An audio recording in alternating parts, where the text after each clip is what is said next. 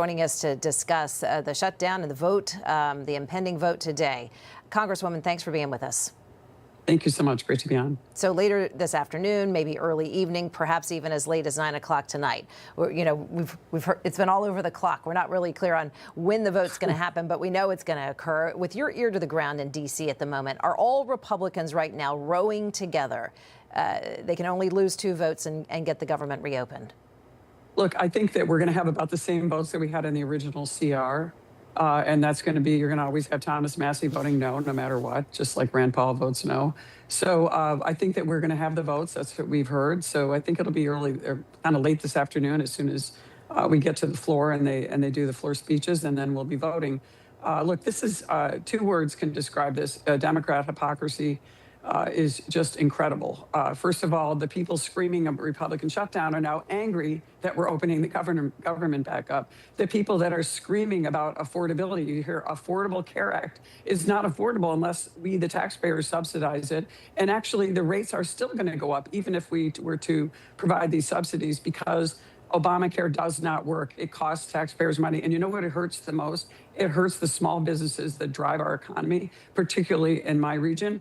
Almost 60% of every new job created in the United States comes from a small business. 95% of the people that go to work in my community go to work in a small business, and they're getting crushed because of the so-called Affordable Care Act, aptly named long ago, the Unaffordable Care Act. People who are on Obamacare right now are getting notifications that their rates are going to be skyrocketing. Any chance, I want to ask you this, any chance any of your Democrat colleagues could cross party lines this afternoon? Do you have any John Fettermans in the House that you know of?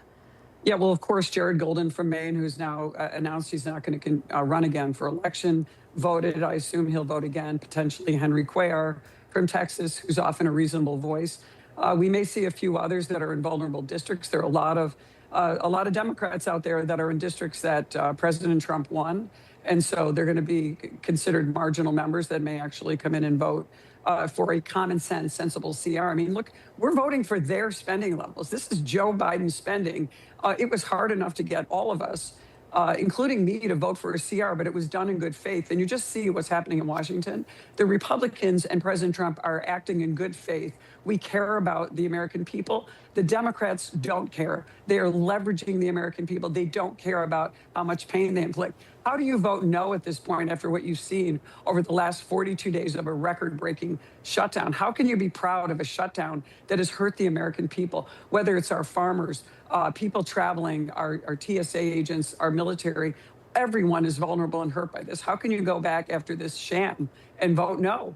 It's just incredible to me. Nonetheless, there is a lot of pushback on the left. The Democrat base is really squealing about this. You know, John Fetterman has really been taking it on the chin. He's been on all the talk shows. Democrats, you know, shut down the government here. They got nothing out of it. The base is outraged by it. They wanted to extend the subsidies. They didn't get that deal done. So they really walked away with nothing. 6 weeks of a shutdown. Listen to the pushback. This was on The View yesterday. John Fetterman taking the heat. 500,000 Pennsylvanians that you represent, their health care costs will skyrocket if you are wrong. And I believe you are wrong. You know, I don't need a lecture. I don't need a lecture from whether it's Bernie or the governor in California, because they are representing very deep blue kinds of populations. And a lot of those things were part of the extreme. You know, we have to be able to disagree on these things. And if you can't, and now as a committed Democrat that vote 90% of the Democratic line, I mean, now like that might be a bigger problem with our party in some way, that a committed Democrat from the most difficult and purple state in the country says, hey, you know, I'm trying to call balls and strikes in the middle of this chaos. Strikes, it just didn't make sense. These are sweeping calls now that Chuck Schumer would step down because they got nothing out of this. And Fetterman there in that interview, he admitted there is no clear leader in the Democrat Party, at least for his views and his constituents, in a purple state. So who do you see on the Hill there leading Democrats right now, Congresswoman? Well, there really isn't any leadership other than the Marxist wing. That's Alexandria Ocasio-Cortez. Bernie Sanders, incredibly, who's a self-proclaimed Marxist. He says he's a socialist. I lived in a Marxist socialist country. They are not socialist. These people call themselves the Democrat Socialists of America. They're dominating New York. Hakeem Jeffries is just the leader in the Democratic side in the House, has just drawn a primary from someone who is a Mondami acolyte. So you're seeing this Marxist wing, anti-Semitic, anti-police. It's even worse than this economic side of it, where Marxism leads to poverty for everybody. I've seen that. It's been proven over and over. It's the anti-police, anti-law enforcement, anti-rule of law side of it that I worry about the most, because that's had a tremendously negative impact on New York City and New York State, because these laws are statewide. So when you see anarchy that you're seeing, whether it was at Berkeley, attacking a TPUSA rally yesterday, shutting down free speech, that is the essence of Marxism. When you talk about Marxism, Soviet style, or even the kind that I lived under in Yugoslavia, it's shutting down so-called dissidents. When you have people who cannot exhibit their free speech rights, you can't even listen or allow the other side to speak. That's the definition of what you're seeing with Marxism, and that's what it does. This is what's so dangerous. They're trying to shut down the ability of anyone to speak. And here's John Fetterman just trying to say, let's just get the government open. Let's put the Democrat spending levels in place so that we can talk about how to fix this disaster that the Democrats created. And that's the Obamacare, the so-called Unaffordable Care Act, and so many other policies that have really hurt our country. And back to the fact that they are defunding and demoralizing our law enforcement, including ICE. And I'll tell you, I'm back in D.C. because we're going to vote today. There is nothing more gratifying and comforting for me to know that the National Guard is still here until the end of the year to keep D.C. safe. Amen to that, whether they're being paid or not. I want to ask you very quickly, meanwhile, as this tug of war is going on internally in the Democrat Party and back and forth on the Hill, the shutdown really has had real world implications. And, nothing reflects that better than what we're seeing in the skies. Let's take a look at the data from FlightAware just this morning, Congresswoman. Already, our producers checked this as we came to air. Over 1,200 cancellations already today. That's what are we, 10 after 9 East Coast time already. There were 1,200 total yesterday. 7,000, almost 8,000 delays at 9 o'clock in the morning. Even if this government opens tomorrow, if it gets through, the president signs off, it opens tomorrow magically. It's going to take a couple days for these airlines to reverse course, get things rolling again. There is more pain ahead for the traveling public today and perhaps into the weekend. Constituents on both sides of the aisle are furious about this. Yeah, unfortunately, that is the case, and it could be even longer than a couple of days. You're talking about billions that we just lost in 42 days of having to reopen the government.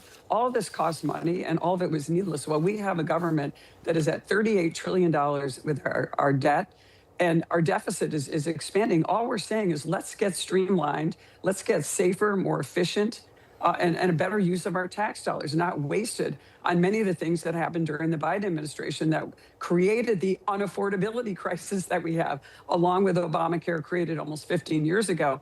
This is the problem. We're trying to fix it, and it's dangerous. And that's, unfortunately, you cannot allow flights to go when there's a danger. And the Democrats, again, I worked in the state legislature. They don't really care. It's all about political leverage and power. They don't care about the American people. They should be willing to come together. But this left-wing Marxist-derived base doesn't want to get together. They're very authoritarian, and they want to shut everybody down. And that's how they make their point. Feeds right into my next question. Let's pivot to the politics of the future if we can. Democrats, that message is winning at the polls based on affordability. It happened last week. We saw it Tuesday on the exit polls. Let's listen to some talking points rolling around in the Democrat Party last couple days. Let's listen. Affordability. Clearly, the Democratic Party is a party of affordability. The cost of living, the decline of the American dream, the fact that there are a lot of people in capitalism who don't have capital. And what are we going to do for them?